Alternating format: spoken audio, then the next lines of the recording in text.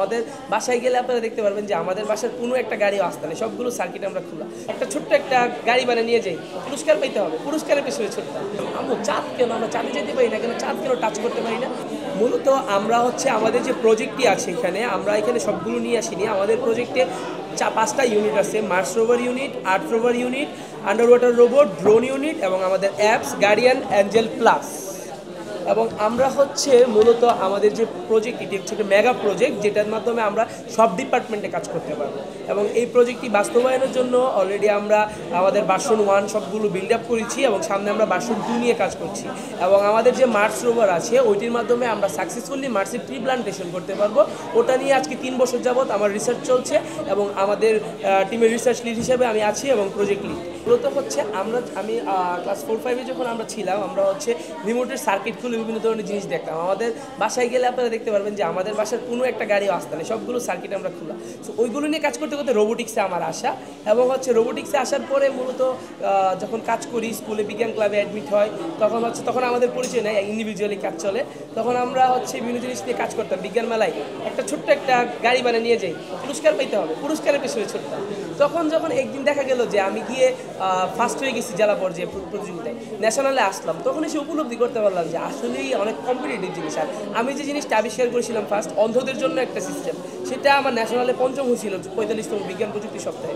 সেখানে থেকে আমার মনে হয়েছে যে আমার এখন একটা ইনোভেশন দিকে আসা দরকার। সো ওইখানে আমি ইনোভেশন দিকে আসি এবং আমাদের যে এগুলো দেখতেছেন সবগুলো আমাদের এক একটা ভার্সন। আমাদের মার্স রোভারের যে কথাটা, সেটা 3 বছর আগে আমরা চিন্তা করতেছিলাম যে আমরা কী প্রজেক্ট বানানো যায়। তখন আমরা ড্রোন নিয়ে কাজ করতেছিলাম।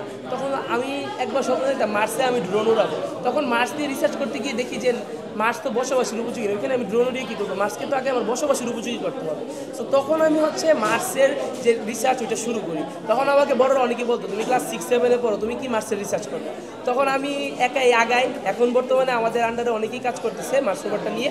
এবং মার্স রোভারে 3 বছরের রিসার্চে আমরা এমনভাবে সেটা ডিজাইন করছি সেটা মার্সের ট্রি প্লান্টেশন করতে সক্ষম। এবং আমাদের স্টোরিটা ছিল আমার বিশেষ করে আমারতে পার্সোনালি আমার মা অনেক উৎসাহিত করতে এই কাজগুলোতে।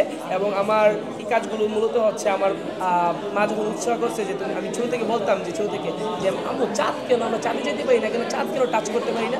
তখন আম্মু বলতো না, একদিন তুমি করবে, তোমার আগ্রহ থাকলে তুমি কাজ করতে হবে, এগুলো শিখতে হবে। তখন আমার আম্মু নিজ উদ্যোগে আমাকে রোবোটিক্সের কোর্সে ভর্তি করে দিই। সো ওইখান থেকে আমার যাত্রা শুরু এবং ড্রিমস অফ বাংলাদেশের সাথে পরিচয় এবং নিজের organization Young Sparks of Bangladesh, সেখানে আমাদের ল্যাবে আমরা কাজ করতে পারি, অনেক কিছু আমরা করছি।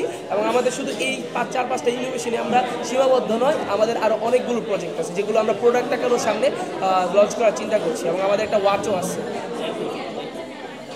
এবং আমাদের ফান্ডিংয়ের যে ব্যাপারটা, ফান্ডিংয়ে মূলত আমরা এই কাজগুলো করতে অনেক টাকার প্রয়োজন হয়, বাট আমাদের দেখা যাচ্ছে যে এইসব কাজে অনেকেই ফান্ডিং দেয় না। বাট আমাদেরকে এ পর্যন্ত কিছু মানুষ সহযোগিতা করেছে ফান্ডিং দিয়ে, বাট এই ফান্ডিংগুলো যথেষ্ট না। আমরা নিজ উদ্যোগেই যা করছি মোটামুটি সব নিজ উদ্যোগেই, বাট কিছু মানুষ আমাদেরকে ব্র্যান্ডিংয়ে কিছুটা সহযোগিতা করেছে, যেমন আপনাদের মতো কিছু মিডিয়া আমাদেরকে প্রচার করেছে, এতটুকু। এর বাইরে আমরা কোনো হেল্প পাইনি।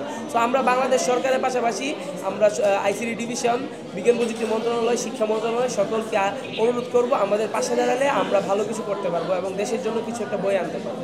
জীবন অবাক না করলে কে করবে? 28% মিল্ক ফ্যাটের অবাক করার সাথে ফ্রেশ মিল্ক পাউডার। জীবন অবাক করুক প্রতিদিন।